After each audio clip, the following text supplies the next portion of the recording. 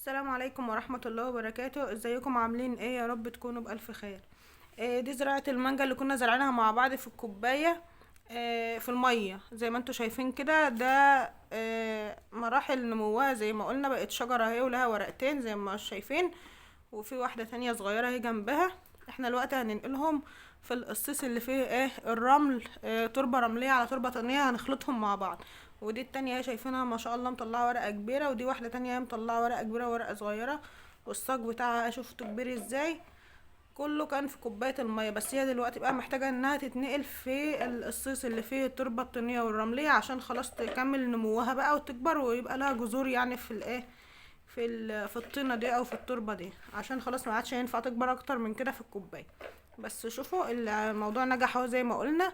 وهي بس كانت في كوباية المية زي ما احنا شايفين، ما حطينا لهاش اي حاجة. ديت بعد الفيديو اللي انا كنت مصوره لكم، والبراعم ما كانت صغيرة دلوقتي كبرت وبقت كبيرة ومطلعة ما شاء الله ورق كبير اهو زي ما احنا شايفين. بس البذرة كنا حاطينها في المية، ما حطيناش اكتر من كده. هننقلها مع بعض دلوقتي في التربة، وهنشوف النتيجة هتكون عاملة ازاي، عشان خلاص هتطلع بقى في الضوء، عشان عملية البناء الضوئي زي ما انتوا فاهمين، وعشان تنمو بطريقة صحيحة وسليمة وتبقى شجرة ان شاء الله. وهنتابع نموها مع بعض. طبعا القصيص بتاعنا خلطنا فيه تربة طينية على تربة رملية، يعني حطينا شوية رمل على شوية من التراب كده، اللي هو الشرب اللي بيزرعوا فيه ده. هنملى النص القصيص اللي معانا وننقل فيها الزرعة دي، وبعدين نكملها مع بعض. ده كده بيكون شكل الزرعة بتاعتنا. هنطلعها كده بالراحة من الكوباية. شايفين عاملة جذر ازاي؟ شايفين شكلها اهي عاملة جذر ازاي؟ هنحطها بقى في التربة كده زي ما احنا شايفين مع بعض، وهنكمل رمل فوقها وانا ماسكاها كده.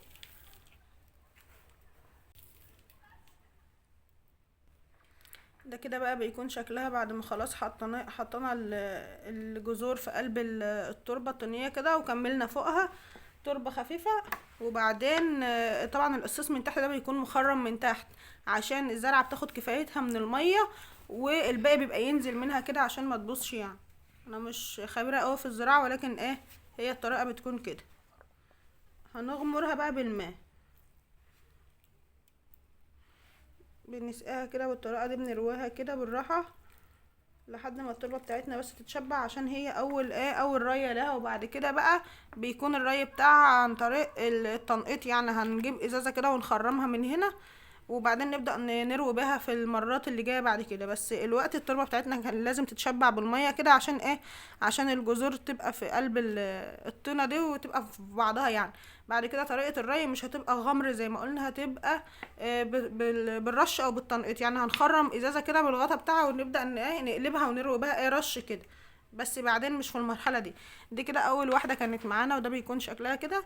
وهنتابع النمو مع بعض ونشوف التانية كده زي ما احنا شايفين. التانية برضو لسه في الكوباية اهي، شايفينها ما شاء الله عاملة ازاي. الورقة بتاعتها ما شاء الله كبيرة وحلوة، وبدأت تطلع واحدة من هنا وواحدة من الجهة التانية. ديت شتلة لوحدها، بس الاتنين دول طالعين في بذرة واحدة اهم، فهنفصلهم برضو عن بعض.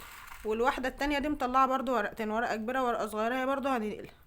والساق بتاعها طالما اخضر كده او الورقة اخضرت، محتاجة كده تطلع في الشمس خلاص، عشان عشان البناء الضوئي، وتبدأ تنمو بقى.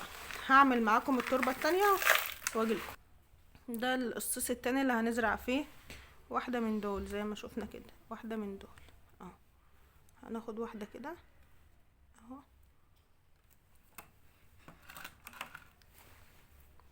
برضو نفس النتيجة. شايفين الجذور بتاعتها عاملة ازاي؟ ما شاء الله حلوة. والورقة اهي. وهنبدأ بقى ان احنا نعملها كده في التربة، ونزود عليها التربة اللي احنا عملناها.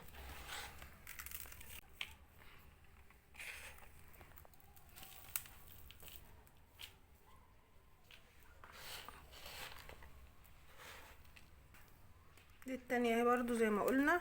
وهنبدأ بقى نروي. وبكده هيبقى معانا لسه واحدة في الكوباية هننقلها مع بعض.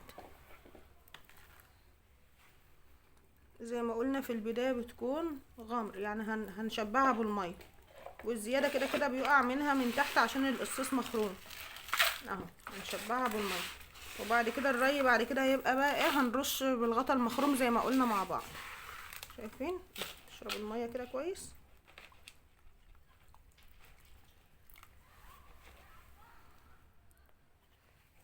ده كده تاني واحده معانا خلصت. هنبدا ننقل التالتة ايه مع بعض. دول كده الاتنين اهم خلصوا كده اهم شكلهم. ده كده شكلهم الاتنين اللي زرعناهم. وهبدا انقل التالتة معاكم. كده التالتة كده احنا هنزرعها مع بعض اهو. هنجيبها من الكوبايه، بس دي ما شاء الله النوايا بتاعتها كبيره وكانت ماسكه في بعضها ومطلعه جذور اهي كبيره زي ما احنا شايفينها. هنزرعها برضو كده على بعضها اهو.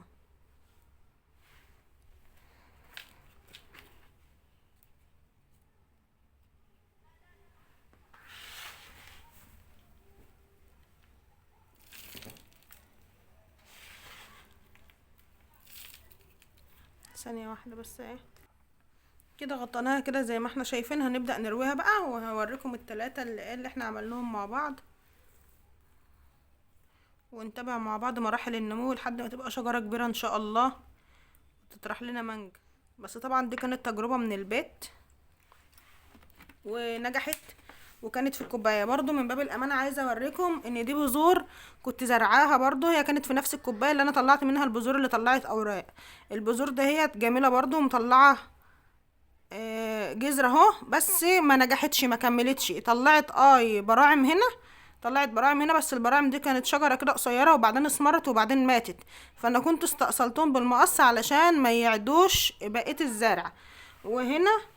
وهنا واحده اهي بس لسه صغيره اهي برضو مطلعه اهي جميله، بس لسه ما كبرتش شويه. سيبها تكبر شويه في الكوبايه في الميه، ما فيش معاها اي حاجه تانية.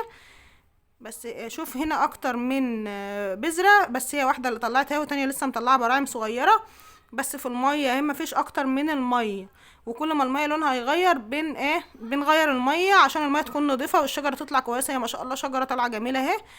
شكلها حلو، ورقها شكله حلو، صحيحه سليمه ما فيهاش مشكله.